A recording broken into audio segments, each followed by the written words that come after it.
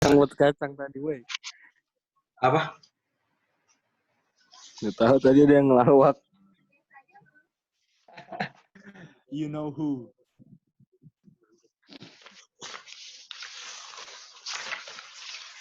Bentar, gue buka dulu halamannya. Ya udah tadi, jadi intinya, gue mesti ngulang dong. Ya pertama kalian cek dulu nih, NU per VNN kalian tuh berapa? Apakah dia kecil 0,2 atau dia tuh besar sama 0,2? Nah, gimana cara ngecek ya? Berarti kan kalian mesti cari VNN dulu dong. Berarti nanti step pertama, kalian cari dulu kapasitas aksial. Karena ini kan dia tekan nih. Jadi kalian cari kapasitas aksial tekan aja.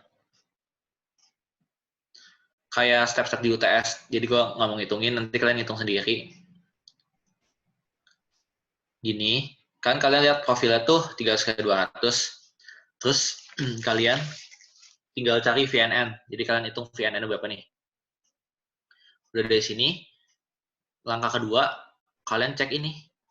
Ini anggaplah ini adalah X. Cek X-nya ya. Jadi apakah dia kecil atau besar. Nah, dari sini berarti kan dia menentukan nih, pakai rumus yang mana. Persamaannya yang mana nih rumusnya. Nah, tapi di rumus itu kan ada ini VMN kan.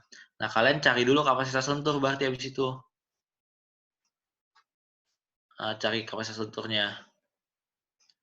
Kalau di sini kan itu ada dua tuh, ada Y, ada X. Nah, kalian kan cuma sumbu kuat kan diminta. Jadi kalian sebenarnya cuma cari si FVMN biasa aja kayak dulu ujian. Tapi pakainya IX. Di mana VB-nya itu sama 0,9 kayak biasa. Kalau udah cari, ya udah nanti empatnya rumus kalian itu langsung dapatlah stress rasionya. Karena kan dia perbandingan antara beban atau ultimate-nya terhadap kapasitas ya kan. Nah, itu udah dapat. Ini harusnya dia adanya di bawah 1. Dah, selesai nomor 2-nya kayak gini, 2B-nya. Dari 2B apa? Nyari kapasitasnya sama kayak yang kemarin UTS ya? Yep, sama kayak kemarin UTS, persis. Jadi kalau lentur ya kalian cek kopakan, terus cek panjang bentangnya, udah dapat masing-masing dapat MN dan ambil MN yang terkecil. Terus kalian kali V deh.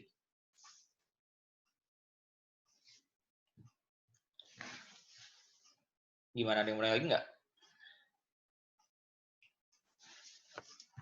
Kalau NU-nya gaya tarik, berarti cari kapasitas tarik kan? Hilang, astaga. Bentar ya. Kalau MU-nya, kapasitas tarik, pakainya kapasitas tarik. Cuma jangan lupa ya, kalau dia kapasitas tarik, berarti V-nya 0,75.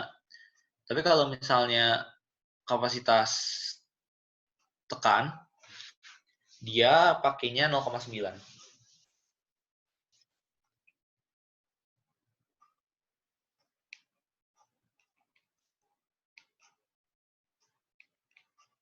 Jul, kalau di soal kayak gini MUY-nya nggak ada kan? MUY-nya nggak ada. Karena dia cuma bilang terhadap sumbu kuat kan, jadi cuma satu doang. Oke. Kalau dia ada dua tuh, kayak dulu pas di beton kan, pas di beton kalian ngecek kan, ingat nggak yang kalian ngecek aksial sama, kombinasi aksial sama momen? Ini persis sama kok rumusnya. Cuma bedanya ini kan nggak ada sumbu lemah, nggak ada sumbu Y, jadi kalian cuma pakai satu sumbu, jadi cuma sumbu X saja.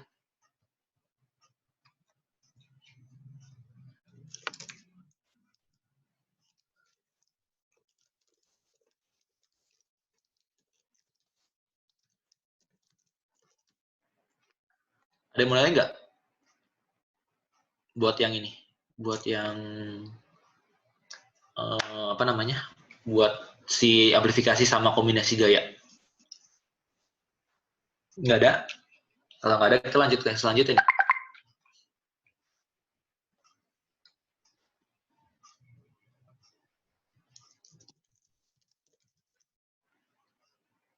Nggak ada ya? Ya udah, oke. Sekarang kalau udah, Nah, kita bakal bahas baja. Kita bakal bahas baja. Kita bakal bahas las. Jadi kalian lihat UTS 2016. Ntar ya gue buka dulu, belum gue buka.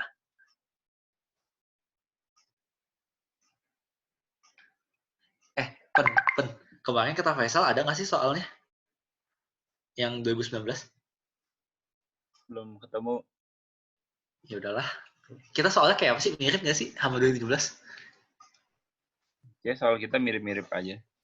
BTW ada yang ini nggak? Ada yang bisa las juga fotoin soal 2016 nggak? Ke gue. Nah iya yang las. Gue mau masuk yang las hari ini. Nih. Nggak bisa lagi nih. Kok bisa nih? Oke, thank you.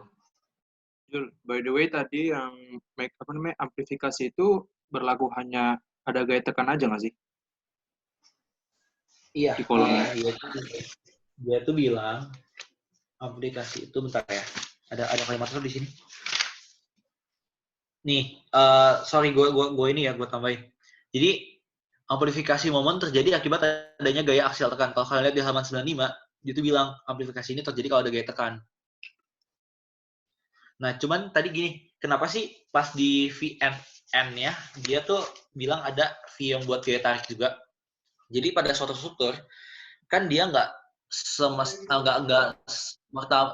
semuanya gaya NU kalian tuh tekan. Jadi ada aja misalnya kayak ada yang tekan dan yang tarik. Nah, berarti kalau misalnya nanti ada tekan dan tarik, NU per VNN kalian bakal ada dua. Ada yang tekannya, ada yang tariknya.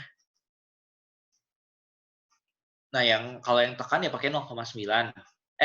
Kalau yang tarik pakai 0,75. Tapi syarat dari terjadi amplifikasi ini yaitu harus ada gaya tekan ya. Jadi kalau ada gaya tekan dia terjadi amplifikasi. Kayak gitu. Terus buat UTS baja, buat UTS yang 2016 itu kalian buka soal nomor 3. Jadi di soal nomor 3 ini dia tuh ada kayak ini, pelat buhul. Sorry. Aduh, sebet. Jelek ya. Ini. Nah, di mana panjang ininya 120 mili,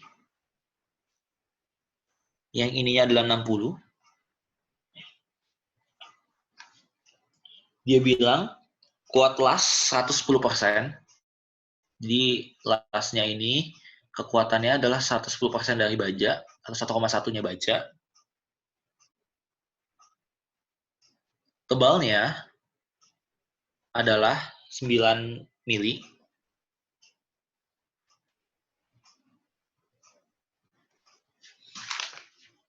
Terus bagian bilang eksentrisitasnya adalah 90 mili.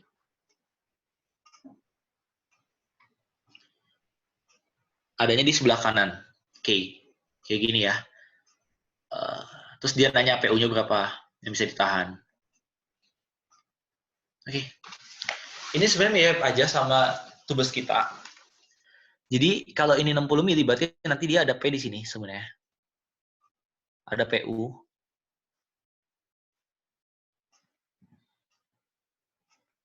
Di mana PU ini jaraknya ini adalah 90 mili. Ke sini. Nah, las kita berarti adanya di ini. Bentar ya.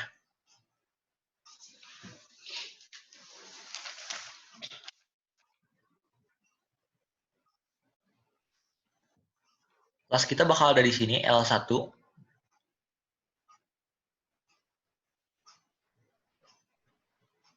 Terus bakal ada di ini, L2.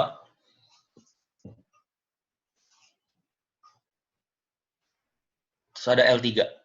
Kayak pas kita baca kan, persis pas kita tugas. Nah, sampai ini deh.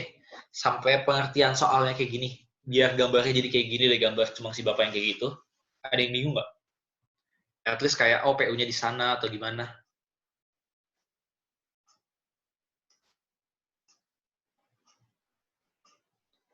Ada yang bingung nggak ya?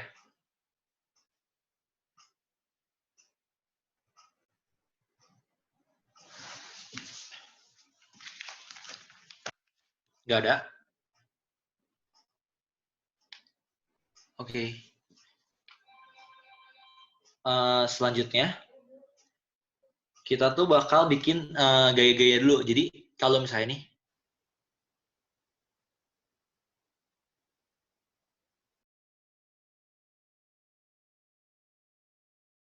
sorry ya.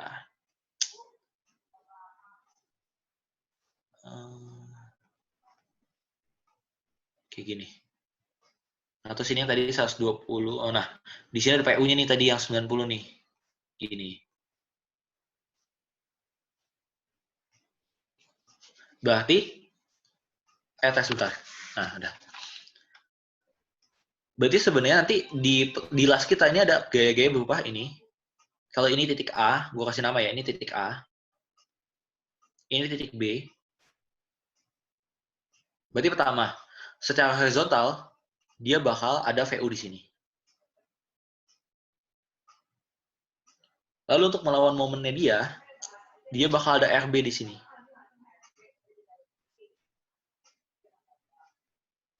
Karena RB ke arah horizontal, ke kanan, berarti dia mesti ada yang melawan, biar ada setimbang. Berarti di sini ada RA ke arah sini. Kayak gitu. Kebayang nggak? Sampai sini. Ada yang mau nanya? Gue yakin ada yang bingung di sini.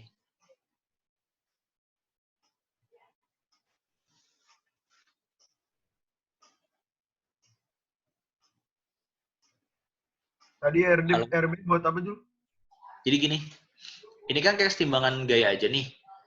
Ini ada PU di sini, berarti secara sigma vertikal dia harus ada di sini ada VB buat ngelawan sigma vertikalnya si PU, benar nggak? Nah tapi si VB ini nggak bisa menahan momen akibat PU, karena kan titik pusatnya dia bakal saling menghilangkan gini loh. Nah makanya buat ngelawan PU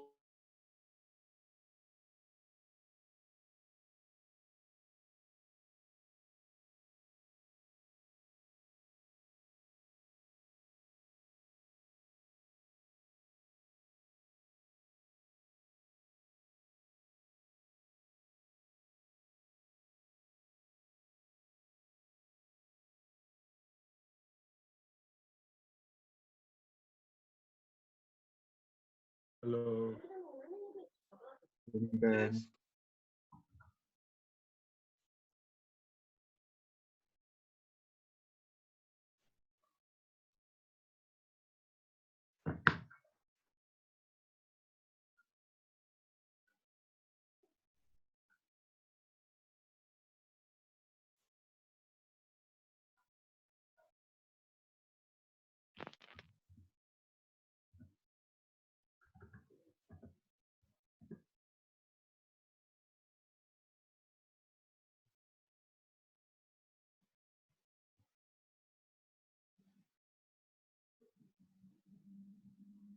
gue ulang ya, maaf. Ini tadi udah baca. Mana guys? Oh, sorry. Nah, ini lebih gampang. Jadi misalnya ini saya ada baja di sini. Terus di sini ada baja lagi.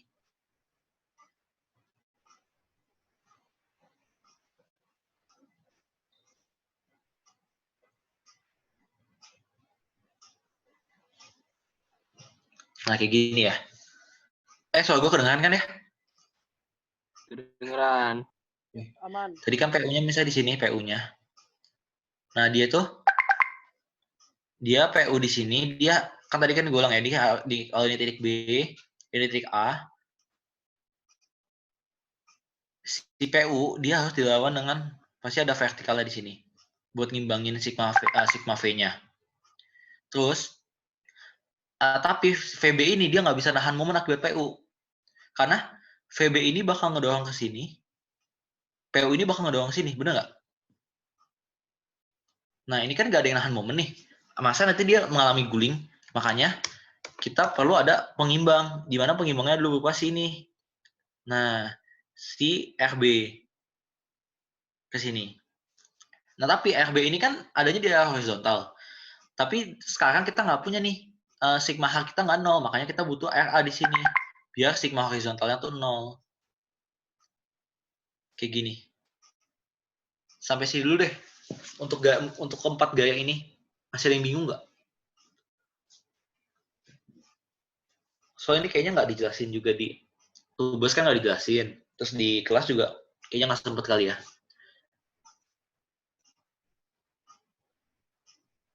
Ada yang bingung sampai sini? Untuk gaya-gayanya?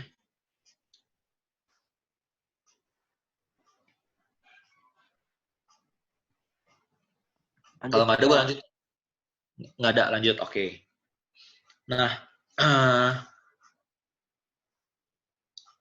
sekarang gue mau nanya dulu rumusnya si ini. Rumus kekuatan pelat deh. Kekuatan pelat itu kalian bisa lihat di halaman, bentar ya. Kekuatan pelat. Itu kalian lihat di halaman 130.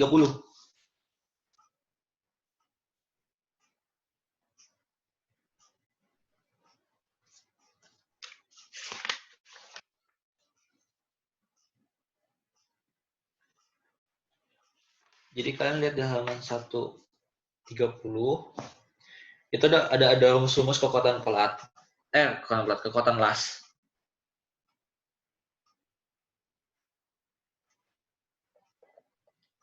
Nah, gue mau nanya dulu deh. Ini lasnya las tumpul atau las sudut? Sudut. Oke. Yang sekarang kita pakai ini adalah las sudut ya. Jadi kalau dia las sudut, ini tuh rumusnya ada. Nah, itu ada dua. Ada las, ada bahan dasar. Yang kita bakal pakai harusnya sih ini ya, tebal apa las. Kita pakai kekuatan las.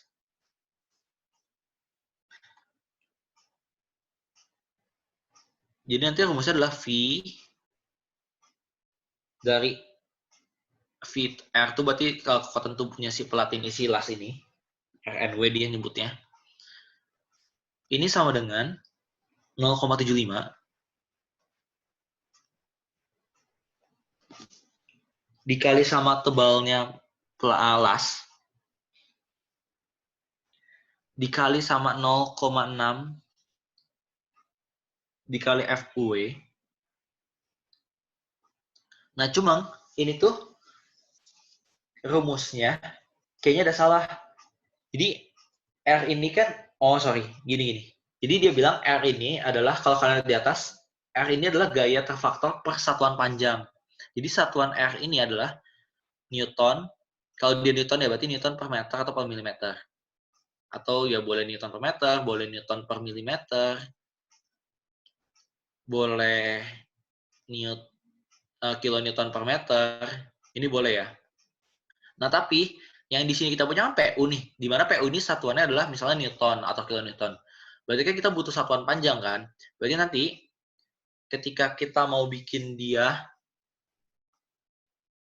bandingkan dia terhadap PU, rumusnya bakal jadi 0,75 kali T dikali 0,6 dikali FUW dikali sama panjang lasnya. L-nya si las. Kayak gitu. Biar dia satuannya jadi cuma satuan gaya aja. Sampai sini kebayang nggak?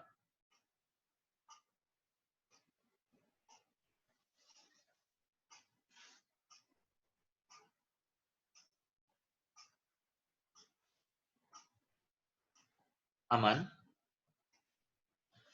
Ya udah, lanjut ya. Nah, kalau udah gitu, ya. Panjang las itu dari A ke B atau gimana, Kak? Panjang las. Nah, ini tuh jadi kan tadi gue bilang nih ada L1, ada L2, ada L3 kan. Nah, jadi sebenarnya panjang las itu ada 3 yang kayak dulu kita apa namanya? Yang kayak kita tubes. Jadi panjangnya ada L1, L2, L3.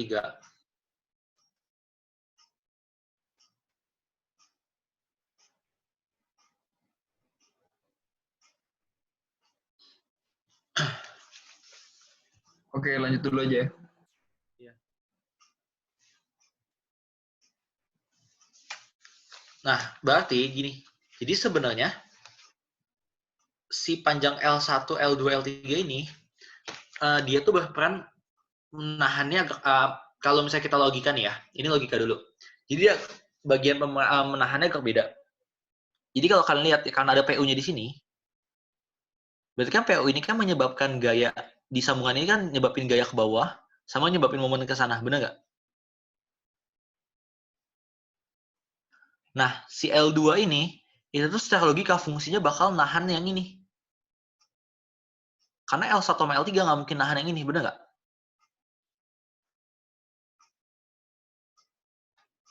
Nah, tapi untuk nahan si momen, yang nahan si momen adalah L1 sama L2, sama L3. Kayak gitu istilahnya.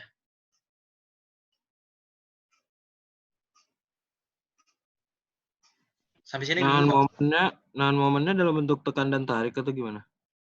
Nah, jadi gini, dia tuh ada RA, jadi istilahnya si RA sama si RB inilah, RA, RB ini kan bergantung pada kekuatan las di L1 sama L3. Makanya RA, RB ini yang nahan momen kan. Makanya dia pas nahan momen, nanti kita membutuhkannya sama L1 sama L3 kita bandingin ya. Tapi kalau ini L2, dia tuh kan ngasih tahanan berupa VB. Makanya pas nanti kita ngitung terhadap gaya PU ini ke bawah, dia bakal dibandingkan terhadap L2.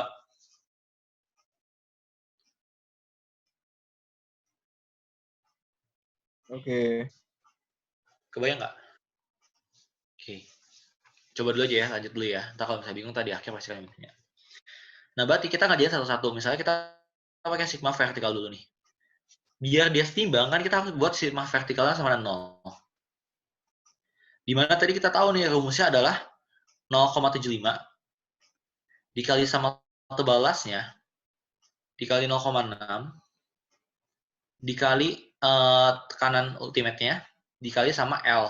L itu panjangnya las. Dimana dalam kasus ini karena dia vertikal kita pakainya L2.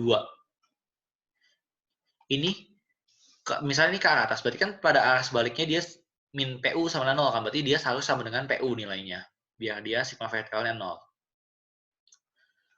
Nah, ini tinggal kita masukin 0,75, tebalnya kan kita tahu tadi tebalnya 9 mili kan, terus dikali sama 0,6, FU-nya biasanya sih kayak kemarin aja kita misalnya kekuatan pakai 410, berarti kita misalnya pakai 410 MPa.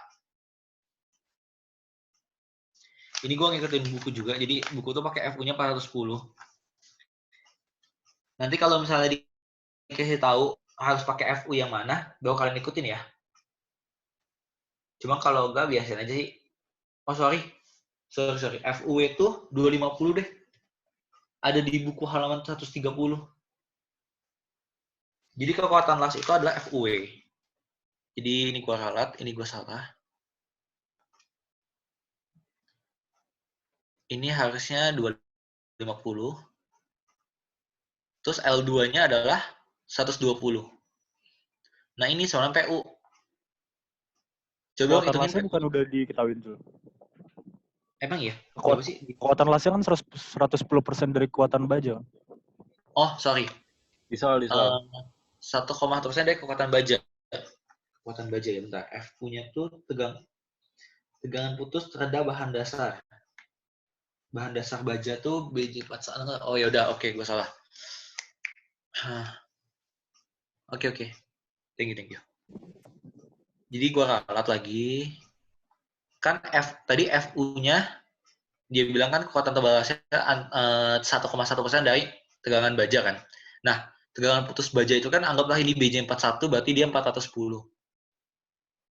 Karena dia 110% berarti dikali 1,1. Baru dikali L2-nya 120. Kayak gitu ya.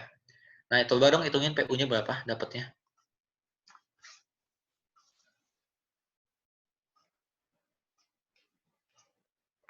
219,18.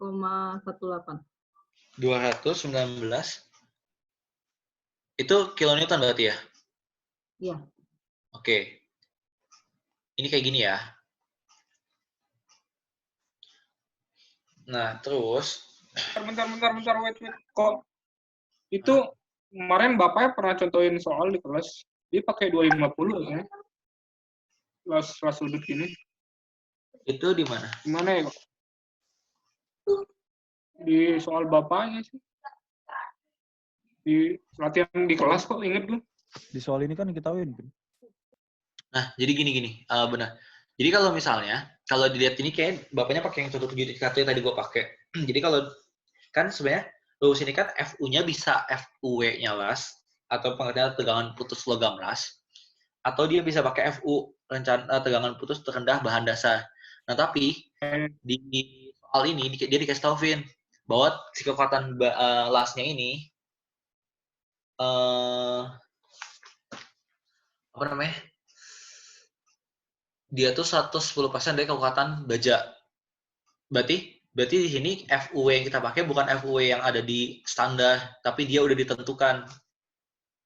Nah, berarti kalau misalnya dia bilang 100% dari tegangan baja, kan FU-nya ultimate. Ultimate baja kalau misalnya kita pakai F, itu tergantung kalian pakai BJ berapa. Kalau jadi kayak gitu kira-kira. Jadi bukan 250 kali 1,1 ya? Bukan ya? Harusnya bukan, karena dia bilang dari baja kan. Oke. Itu tebalan nggak yang 1/2 ya itu? Apa? Itu T-nya, bukannya -1/2 ya? T-nya -1/2. Nah, itu tuh, ini yang kayak ditubuskan ya, maksudnya. Bener? Iya. Soalnya bapaknya juga ngajarnya gitu, setahu. Sebentar ya. Itu tuh. Mestinya dibagi akar 2 itu sih. Soalnya dia kan di sudut. Bentuknya dia kan kayak segitiga gitu. Jadi makanya tegangannya akar 2. Sebentar.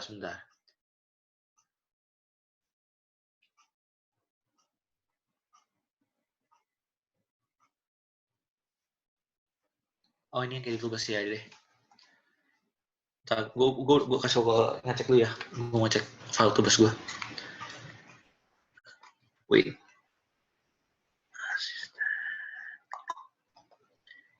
Sambungan tuh progres berapa? 4 bukan? Progres 4.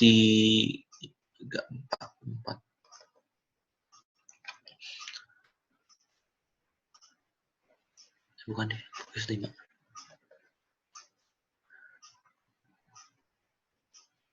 Sebentar ya guys.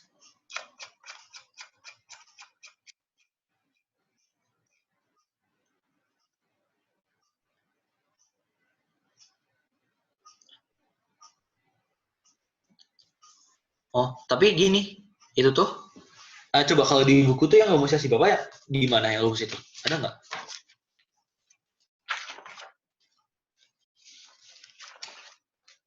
Di halaman 131 paling atas. 131 paling atas. Oh, gini dibedain ya guys. Jadi, kalau rumus yang ini, makanya tadi gue bahas yang salah. Gini. Mana share screen gue? Nah, kalau yang rumus yang T sama dengan apa tadi namanya? Nah, ini tuh T-nya bukan tebal las, tapi ini tuh tebalnya si profil siku dibagi akar 2.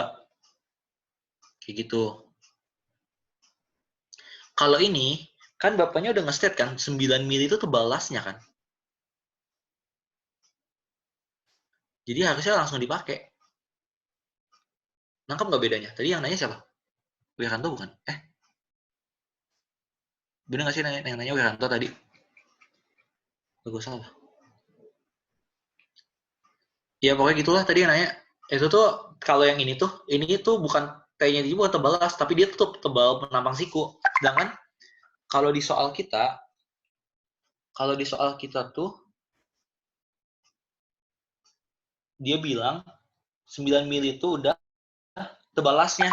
Jadi istilahnya itu tuh udah T-nya dia loh. Jadi si bapak tuh udah nentuin T-nya sekian. Jadi kita udah nggak langsung ngitung gini. Jadi kecuali nih kita dikasih tahu bahwa tebal profil kita, kalau di soal kan yang itu kan dia bilang profil sikunya adalah 70 kali 70 kali 7. Nah, 7 itu dari sini. Dari si tebal si siku.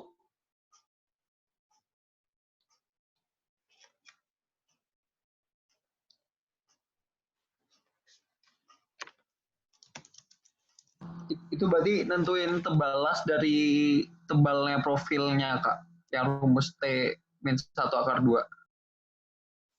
Kalau ngelihat, nah yang gue tahu kalau dari yang gue diajarin pas tahun lalu tubes sama ini rumusnya ini, itu tuh T-nya kayak gitu, maksudnya T yang di situ tuh T angle gitu loh, T-nya si profil, bukan T-nya tebal.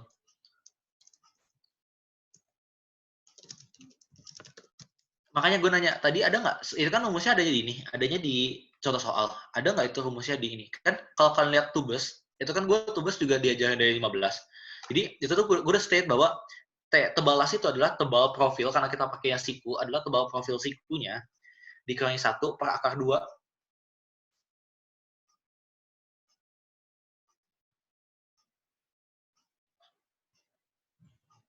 Nah, jadi tuh istilah gini, bentar ya, gue mikir dulu. Gue lupa sih penjelasan, enaknya menjelasinnya.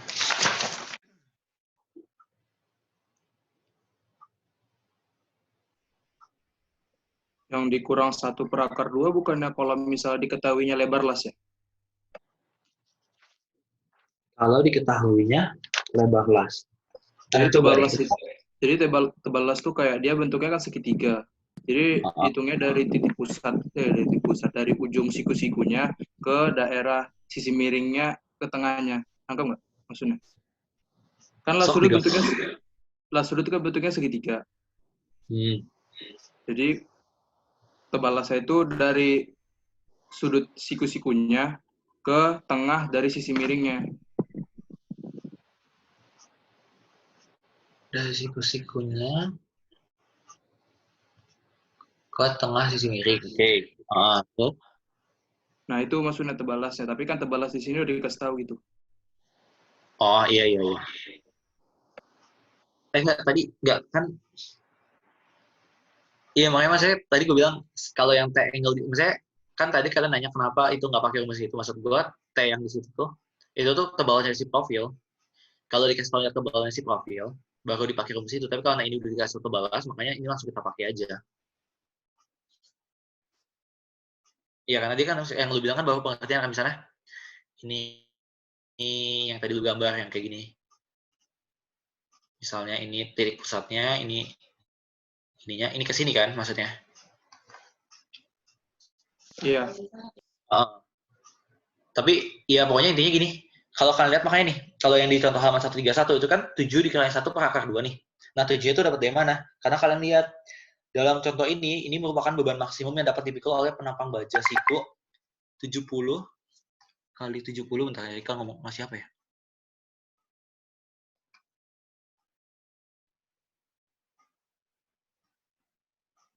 Ini di mana, Rik?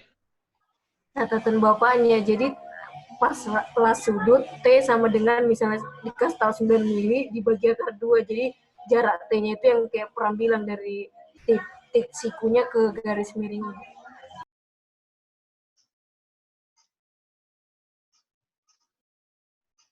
Bentar, di sini itu yakin nggak tuh 9 milinya tuh kalau dia dibilangnya tebal las, bukan tebal profilnya? Maksudnya bukan lebar profil? Nggak tahu deh, coba aku kirim dulu ke. Nah, coba tanya bapaknya deh. Soalnya kalau dari contoh soal bapaknya, lu nangkap maksudnya gini, kalau kalian lihat di halaman 130, yang gue tangkap adalah itu tuh tujuannya tuh dari si profil siku 70 kali 7 kan. Panjangnya kali lebarnya kali sama tebalnya. Nah, nggak tahu kalau misalnya pengertian itu tebal pelat. Nah, gue nggak yakin. Kalau misalnya kalian mau yakinin, sok boleh tanya bapaknya deh. Daripada gue salah nanti. Cuma kalau yang gue diajarkan dari tahun lalu, si tebal las ini kalau dia udah dibilang tebal las ini langsung dipakai. Coba pastiin aja, takutnya gue salah. Ya udah, ini nanti maksudnya tunggu jawaban pertanyaan baru kita benarkan aja lah ya. Oke. Oke, lanjut.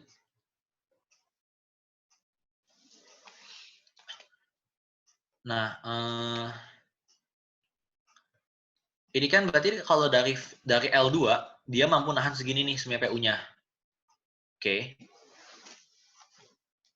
Nah, terus kita bisa ninjau titik B.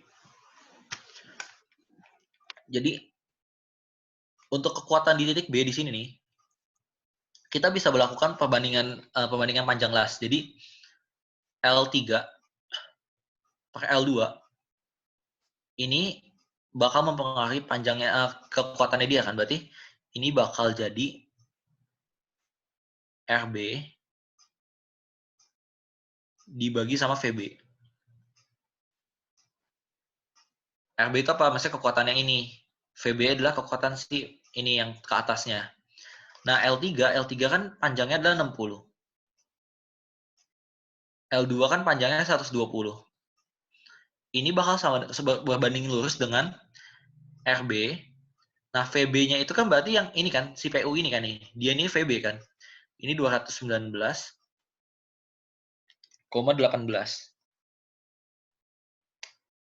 Berarti RB kita adalah berat yang bisa ditahan sama RB kita itu adalah setengah dikali sama 219,18.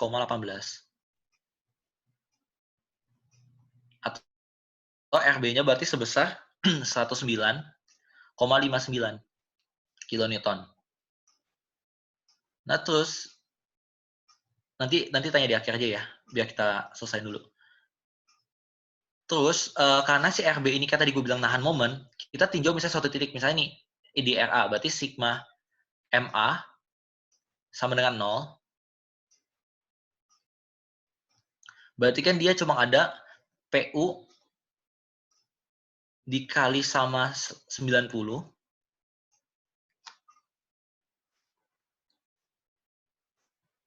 sama dengan dikurang RB dikali 120 sama dengan 0. Berarti PU kita itu bakal sama dengan RB dikali 120 dibagi sama 90. Berarti PU kita di sini bakal sama dengan 109,59 dikali sama 4/3. Yang hasilnya adalah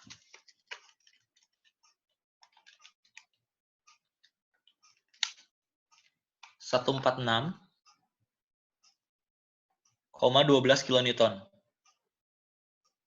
Nah, setelah dapat 2 PU ini, berarti PU yang kita ambil adalah PU yang minimum, yang lebih kecil. Karena dia harus bisa nahan semua PU kan.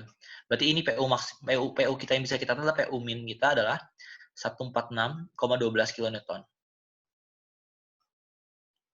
Udah. Kayak gini. Nomor yang last itu cuma kayak gini kok. Ada yang bingung nggak? Ada yang mau nanya nggak?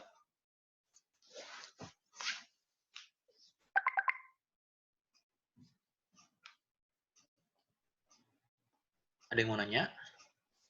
Kalau jadi PU kita kan ada 2 macam. Satu yang dari vertikal sama satu dari momen gitu. Itu bedanya Ya, apa sih? nah. Sebenarnya bukan bedanya apa sih. Jadi itu gini. Masing-masing panjang ini yang tadi gue bilang. Jadi L1, L2, L3 ini dia tuh punya kontribusi. Nah, si L2 ini dia bakal nahan si vertikalnya dia. L1 L3 dia bakal nahan momen, makanya nanti bakal ada kayak si L2 ini kekuatan dia bisa nahan PU sekian, tapi secara momen karena lengan momen yang mungkin yang besar atau yang kecil, dia ternyata cuma bisa nahan PU-nya sekian. Nah, berarti sebenarnya kita mesti ngambil yang lebih kecil, karena kalau PU-nya kita ambil yang 219, berarti dia secara momen L1 sama L3 kita udah jebol. Jadi dia L2-nya kuat nih, tapi dia bakal muntir gitu ke bawah, dia bakal rotasi. Oh, siap. Thank you. Betul. Yang RB, RA sama ya 2 RB sama RA itu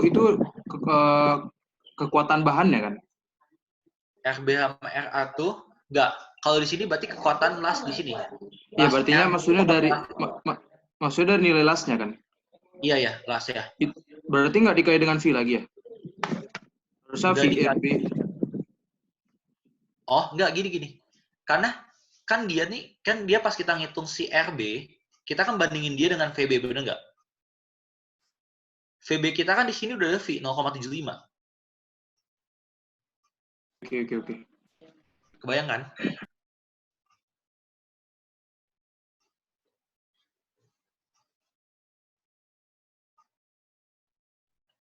Itu padahal bukannya kalau misalnya L1 L3 dia juga nahan PU ya. Sebenarnya kan soalnya semuanya geser ke kelas. Gimana? L1 sama L3-nya semua juga nahan PU. Soalnya kan di las sudutnya dia geser ke L1 sama L3-nya dia juga nahan PU. Nah, iya benar.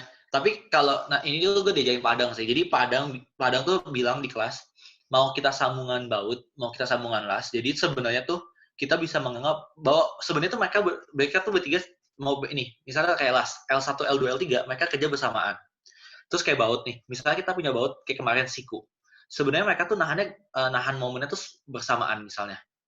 Tapi dalam perhitungannya kita tuh bisa memberikan kontribusi mereka masing-masing. Jadi kita tuh bisa menentukan bahwa secara logika mereka ini yang lebih nahan momen, ini yang lebih nahan geser. Jadi dengan mengabaikan yang lain ya kita tuh bisa memberikan kayak job khusus gitu buat masing-masing si segmen ini.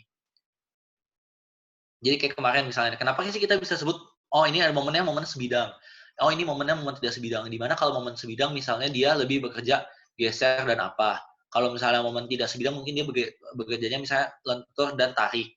Itu kan sebenarnya secara sistem mereka tuh mau momen sebidang momen tidak sebidang, si siku itu kan sebenarnya nahan bersamaan. Tapi kita secara perhitungan kita bisa memisahkan mereka, kita bisa ngasih kontribusi mereka. Makanya kalau misalnya kalian cek di Bapak punya juga, ini tuh ada kayak las tuh momen sebidang, momen tidak sebidang juga. Jadi dia tuh kayak membagi jobnya kita, membagi tugasnya lah. Makanya kita dalam perhitungan bisa kita buat kayak gini. Tapi sebenarnya kalau misalnya dalam praktikalnya dia tuh sebenarnya L1, L2 pasti nahan geser juga. Pas momen juga pasti L2-nya adalah karena dia dikakukan pasti dia nahan momen juga. Cuma nggak sebanyak porsi yang lainnya kayak gitu. Gimana Bu ya? Kebayang nggak?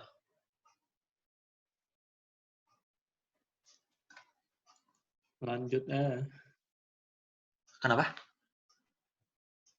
Nggak ada kan? Ada yang masih bingung? Tuh kan? Nih dikasih tahu ya.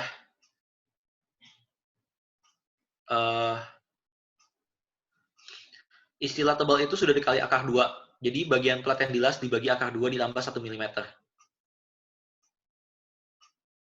Jadi sebenarnya tebal las yang ini udah siap dipakai aja. Jadi dia tuh baru kita mesti masukin rumus itu ketika dia tuh diketahui tebal profilnya itu.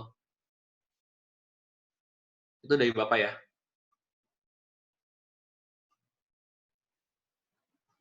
Dalam kondisi aksial dan momen dalam kondisi apa NCRB berbeda dengan NCRS.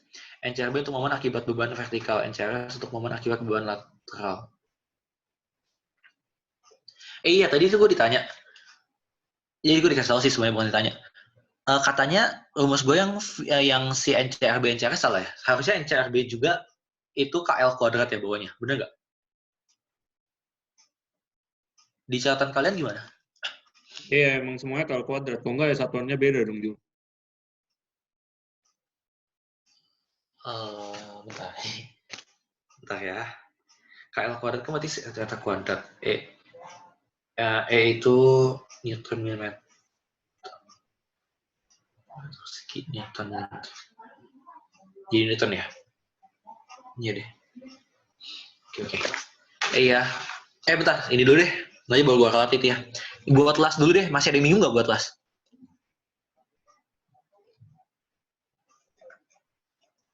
Nggak ada? Nggak ada ya? Oke. Oke, sekarang gue mau ralat buat yang tadi. Jadi kan tadi kan gue yang NCRB. Tadi kan gue bilang ini V kuadrat EI dibagi sama KL. Nah ini tuh salah ya. Ini harusnya KL kuadrat. Tolong diralat ya tadi yang udah sempat nulis satu record. Jadi yang tadi KL-nya itu harusnya dikuadratin. Jadi mau NCRB mau NCRS itu sama-sama KL kuadrat. Terus ini tadi kan Wiranto nanya nih di grup kelas. Jadi kan bapaknya NCRB untuk momen akibat beban vertikal, NCRS untuk momen akibat beban lateral. Nah, berarti ya terus Wiranto tanya kan, jadi sebenarnya dalam perhitungannya nggak ada yang beda. Kita lihat jawaban Bapak sih. Kalau menurut gue ya jadi nggak ada yang beda. Jadi kayak ya benar kalau misalnya NCRB untuk vertikal ya dia menyebabkan non-sway. Ya karena kalau misalnya ditekan vertikal kan dia nggak bakal goyang kan. Tapi kalau misalnya dikasih gaya lateral, kayak gempa kayak angin itu kan bakal bikin dia sway, makanya dia jadi delta S. Nah coba kita tunggu aja deh jawaban Bapak. Gue juga nggak yakin. Kalau di catatan gue waktu itu di kelas pernah dibahas kayak beda di K-nya doang. Nah iya, tadi kata Syaran juga. Dia beda di K-nya. Kebayang sekarang K-nya beda dia apa? Bentar ya, tadi gue dikasih catatan Syaran sih. K-nya tuh kalem. Tapi dia juga bingung K-nya beda di mana.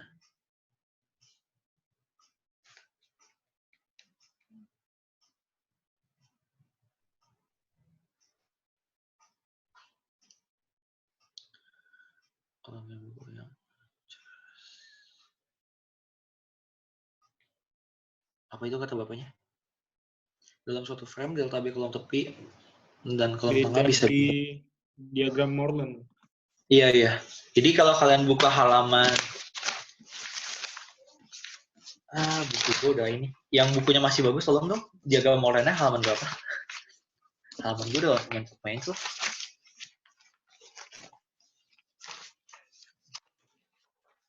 Di halaman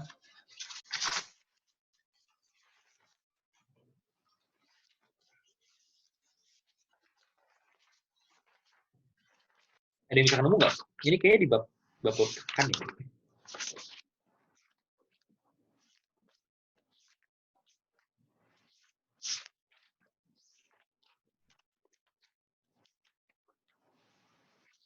Oh ini nih di halaman 66-an. 66-67. Kalian lihat di halaman 65 sampai 67. Jadi kan kalian nyari si K ini kan bakal dipengaruhi sama ini nih. Kalau dari SNI 0317292002, dia tuh diagram Morland buat nyari si K. Jadi K-nya bakal di situ beda. Jadi ada K-nya untuk non-sway, ada K untuk sway. Tapi ini tuh biasanya untuk sistem portal sih. Jadi kalau misalnya untuk yang kayak tadi kolom satuan, kalau untuk satuan sih kayaknya bakal sama aja K-nya. Karena kan K-nya cuma ngikutin peletakan aja. Tapi kalau untuk portal, dia bakal beda. Kayak gitu ya.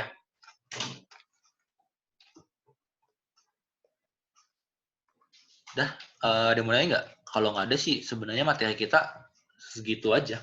Nggak ada lagi. Variasi bawah juga kayaknya nggak gitu banyak. Ya. Kenapa? Jadi ada yang ngomong atau enggak? Nggak ada. Aku mau nanya kok. Habis ini kita lanjut lagi di instruk.